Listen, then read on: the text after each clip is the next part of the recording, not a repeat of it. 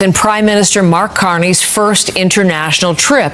It's a quick visit, but jam-packed to strengthen Canada's ties with two of its closest allies, France and the United Kingdom. Rather than heading to Washington like many of his predecessors, Carney chose Paris and London for his debut diplomatic tour. Why take this route, and what could it mean for Canada's economy and national security? At the heart of this decision lies the mounting tension between Ottawa and Washington, particularly over trade. The Trump administration's earlier imposition of steep tariffs on Canadian steel and aluminum sent shockwaves through the country's industrial sector. It's estimated that these measures slashed Canada's export value to the United States by over 10% in 2024. For a trade-dependent economy like Canada's, this was a serious blow. But instead of sticking to the familiar, Carney and his administration took a bold turn, diversifying partnerships by strengthening ties with Europe and Asia. This strategy not only reduces reliance on the United States, but also opens up fresh economic opportunities. Could this be a strategic pivot in an ongoing trade standoff?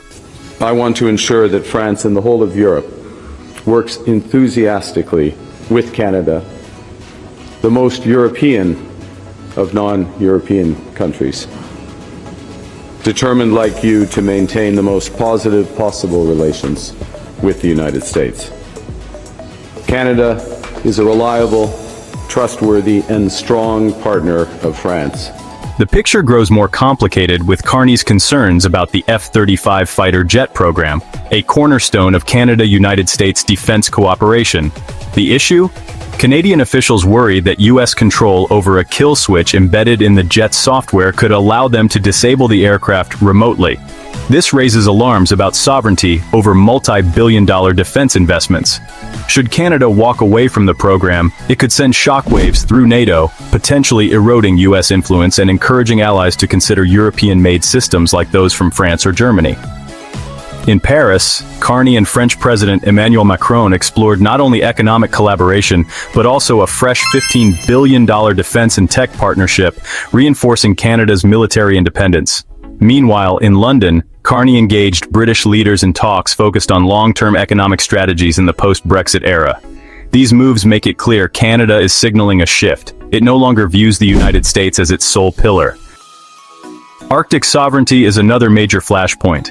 As climate change rapidly melts polar ice, the Arctic is becoming a geopolitical hotspot, with projections suggesting the region holds nearly 30% of the world's undiscovered oil and gas by 2050. Nations are already positioning themselves.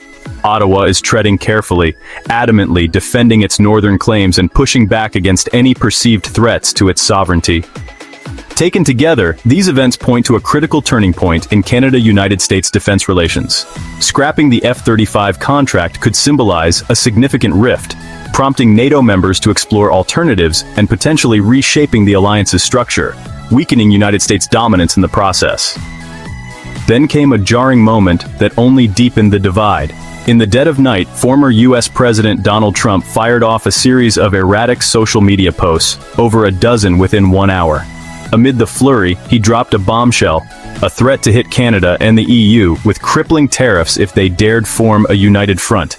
No official statement, no press conference, just a midnight rant, as if America had just gone through a breakup.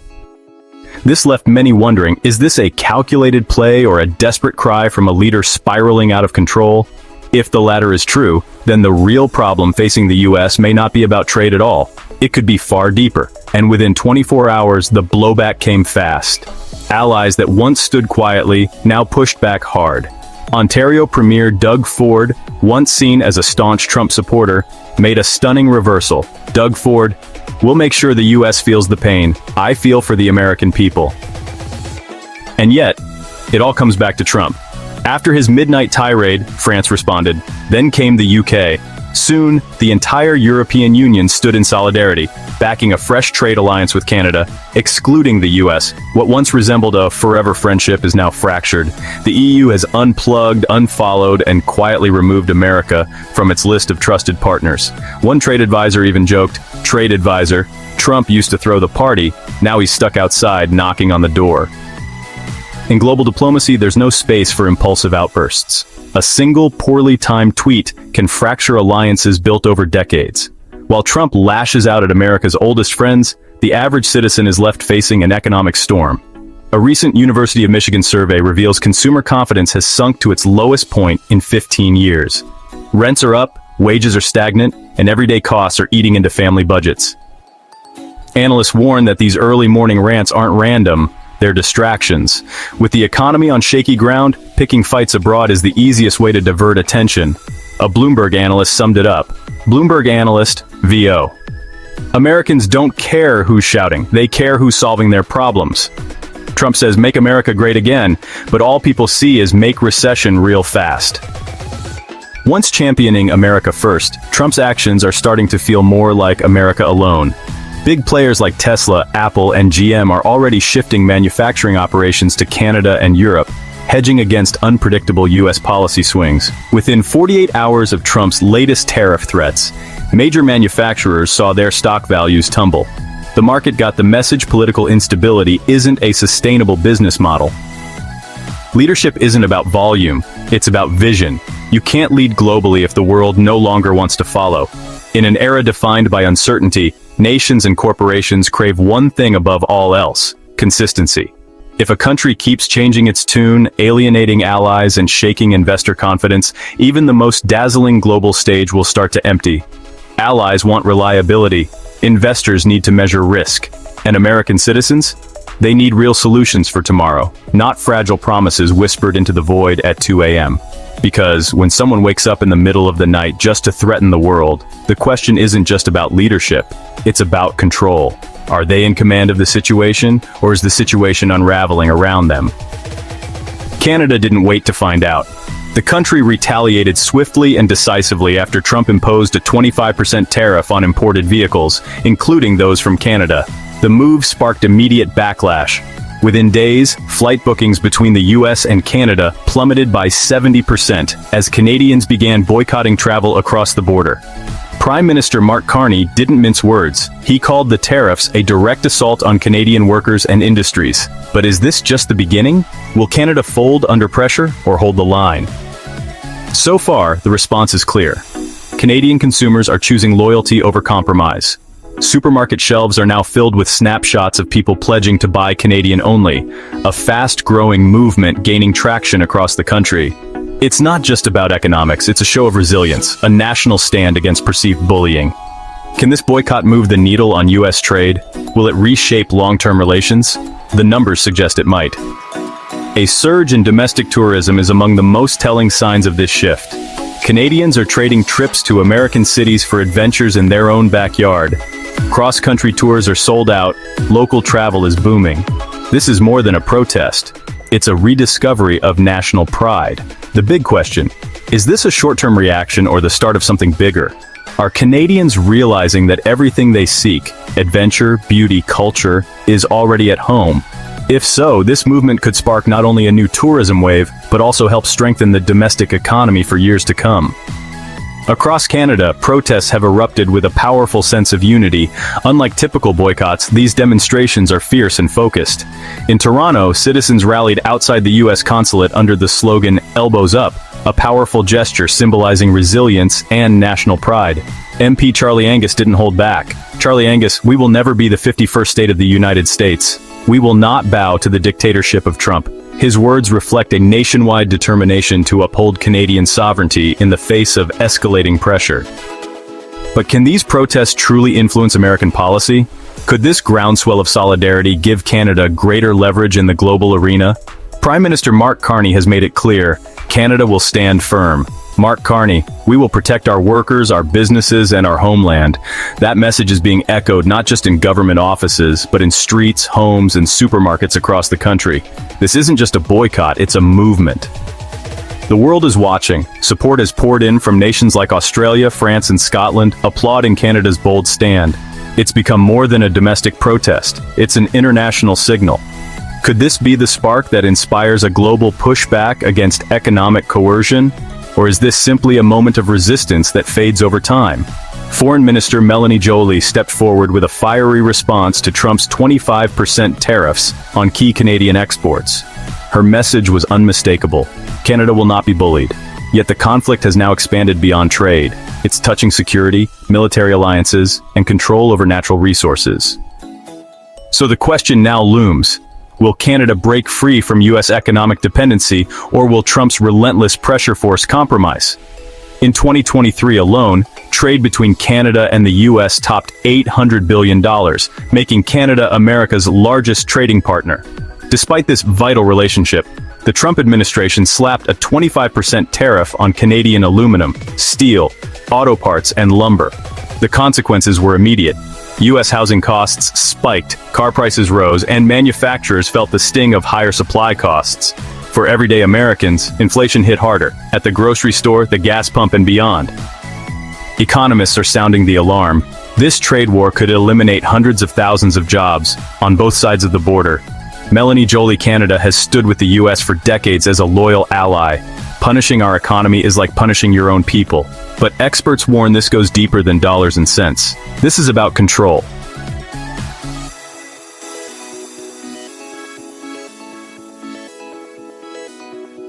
Washington isn't just demanding more NATO funding, it's pushing for expanded access to Canada's vast natural resources, oil, gas, minerals, even freshwater. Eyes are now turning to Canada's Great Lakes, raising alarms about potential overreach. But Canada is not backing down. Melanie Joly: "We will not allow economic threats to be used as weapons." The Trump administration has even blamed Canada for America's fentanyl crisis, despite overwhelming evidence to the contrary. Less than 1% of fentanyl in the U.S. originates from Canada. China and Mexico are the primary sources. Meanwhile, Canada has invested $1.3 billion to tighten border security and work closely with U.S. drug enforcement agencies. Despite these facts, Trump continues to point fingers. Many believe this is part of a wider strategy to pressure Canada into making trade concessions. In a shocking escalation, the U.S. has threatened to expel Canada from the Five Eyes Intelligence Alliance, a critical partnership that includes the UK, Australia, and New Zealand. If Canada is removed, it could lose access to vital global intelligence, weakening its position in defense and cybersecurity. But Canada is already preparing for that possibility. The government is building new intelligence ties with key partners like Japan, South Korea, and European allies. "We stand with Ukraine," Joly added, "and we believe that giving in to weak deals now sets a dangerous example for how China might approach Taiwan. As Trump's trade war intensifies, Canada is taking major steps toward independence. It's forging new trade deals with Asia and Europe, expanding economic ties with the UK, EU, Japan, South Korea, and Mexico. Defense partnerships are being broadened beyond Washington's sphere of influence. Investments in cybersecurity and military innovation are ramping up. And perhaps most importantly, Canada is doubling down on protecting its own natural resources, keeping Canadian oil, gas, and minerals under Canadian control. This is more than a standoff, it's a transformation. Melanie Joly Canada is strong, rich in resources, and proudly independent. We will defend our economy, our sovereignty, and our future." Can you picture a neighboring country standing up to Trump and actually striking back? This isn't fiction. It's exactly what Canada did. In a bold and unexpected move, Canada blindsided President Trump in the escalating trade war. When Trump unveiled a 25% tariff on Canadian goods on February 1st, he believed no one would dare challenge him. But to his surprise, Canada didn't back down. Instead, it launched a powerful counteroffensive. Rather than accepting the blow, Canada stood firm, determined to protect both its economy and its national pride. In 2024, Canada exported $122.7 billion worth of goods to the U.S., while the U.S. exported over $349 billion to Canada. With trade volumes this high, Trump's gamble turned an economic partnership into a high-stakes conflict. What made Canada's response even more remarkable was the sheer unity behind it. Not just from government officials, but from citizens across the nation. Politicians and the public rallied together, demanding a stand against what they viewed as unfair U.S. aggression. The Canadian government responded by imposing its own 25% tariffs, targeting about $30 billion in American goods. A move of this scale had never been seen before in U.S.-Canada relations. It wasn't just an act of retaliation, it was a statement, a declaration that Canada would not be pushed around and that it had the strength to chart its own path in a complex global trade system. Canada wasn't alone. Mexico, also caught in the tariff crossfire, announced it would strike back if Trump didn't reverse course, setting a March 8th deadline. Around the same time, China imposed sweeping tariffs on U.S. agricultural products. Everything from wheat and corn to poultry, cotton, fruits, and dairy, slapping a 15% tax on key U.S. exports. The global resistance was swift and powerful. Markets felt the blow almost instantly. Within 48 hours of Trump's announcement, Wall Street took a hit. The Dow Jones fell by 1.5%, the Nasdaq slipped 0.35%, and retail giant Best Buy saw its stock nosedive by 13%. Investors were rattled. The message was clear. Political aggression carries economic consequences. The fallout didn't stop at the stock market. With tariffs in effect, prices on imported goods from Canada, Mexico, and China began to rise, fueling inflation and stretching household budgets even thinner. Everyday American consumers were the first to feel the squeeze. From grocery aisles to gas pumps, prices jumped while wages remained stagnant. Economists warned of a deeper danger. This wasn't just inflation, it was the early sign of a recession. As production costs soared, U.S. companies began scaling back on investment and operations. With higher expenses and shrinking consumer demand, layoffs became a real threat. In the long run, Trump's tariff gamble may leave the U.S. economy weakened, businesses shaken, and ordinary Americans burdened by policies and instability. As the dust settles on what may be one of the most consequential trade showdowns in modern history, one thing is clear. Canada is no longer willing to be seen as a junior partner in its relationship with the United States. What began as a one-sided imposition of tariffs has now transformed into a full-blown economic and diplomatic standoff, exposing not just the cracks in North America's partnership, but the shifting power dynamics in global trade. Prime Minister Mark Carney and Foreign Minister Melanie Joly have both made it clear. Canada will not fold under pressure. This is not about petty political feuds or headline-grabbing tweets. It's about sovereignty, dignity, and the long-term health of a nation's economy. In the eyes of many Canadians, Trump's aggressive tariff strategy was not just an attack on goods and industries, it was an attack on national identity. The response was swift, unified, and unprecedented. From elbows-up protests in Toronto to the growing Buy Canadian-only movement sweeping through supermarkets and online communities, the Canadian people have shown remarkable unity. This isn't just a policy dispute, it's a cultural moment, a turning point. Canada, often viewed as quiet and cooperative, is now showing the world that diplomacy does not mean weakness, and that cooperation does not equal submission. But while Canada may be standing tall, the bigger question looms: at what cost? The United States under Trump's leadership is alienating not just Canada, but multiple long-standing allies. The threats to remove Canada from the Five Eyes alliance, the finger-pointing over the fentanyl crisis, the pressure on natural resources, these are not isolated issues. They are part of a broader pattern of aggression, one that risks unraveling decades of trust and cooperation. Meanwhile, American citizens, ordinary people just trying to make ends meet, are caught in the crossfire. They're paying more at the pump, at the store, and on their utility bills. Inflation is squeezing budgets. Companies are slowing hiring, cutting investment, and sounding alarms about economic uncertainty. The trade war isn't just affecting Canada, it's hurting the very people Trump claims to protect. What we are witnessing is a clash of ideologies. On one side, a government led by populist rhetoric and short-term wins. On the other, a nation choosing long-term strategy, unity, and independence. Canada is no longer just reacting, it's reshaping its global identity. Trade deals with Europe, Asia, and Latin America are on the rise. Investments in homegrown manufacturing, defense, and cybersecurity are accelerating. Canada is looking beyond Washington, forging new alliances and preparing for a future where no single country can hold it hostage with economic threats. And this shift isn't just political, it's deeply strategic.